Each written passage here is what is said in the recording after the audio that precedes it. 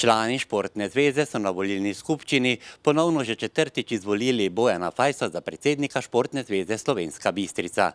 Moram reči, da smo prejšnji teden imeli to volilno skupščino, na kateri smo izvolili novo predsedstvo, novi nadzorni odbor in organe Športne zveze in postal sem ponovno predsednik Športne zveze občine Slovenska Bistrica.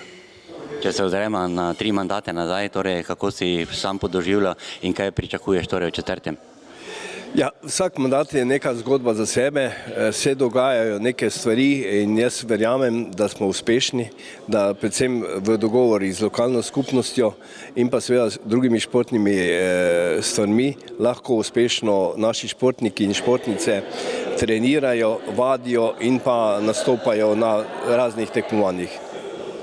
Za uspešnim delu predsednika stoji tudi predsedstvo Športne zveze. Kakšno je v tem novem mandatu, to je že četrtem? Ja, predsednik sam ne more kaj dosti narediti, rabi ekipo in ta ekipa mislim, da se čez vsak mandat obnavlja, prilagaja in pa da bomo tudi v tem četrtem mandatu uspešno sodelovali, kajti Športna zveza je krovna organizacija športa in člani predsedstva se zavedajo, da v bistvu predstavljajo celoten šport v občini Slovenska Bistrica, ne samo svoj klub ali društvo. Sprejem pri županu je potrdil, da imamo v Slovenski Bistrici torej razgibano plejado športnikov, različnih športnih panog in disciplin.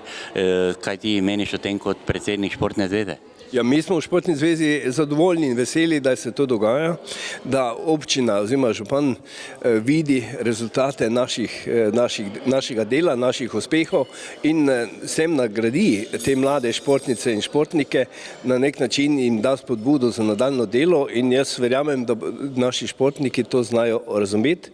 Hkrati pa na teh prireditvah sodelujejo tudi še aktivni športniki, ki so na nek način že dosegli rezultate tukaj v Slovenski Bistrici in nastopajo za tuje druge klube širom Slovenije in tujine.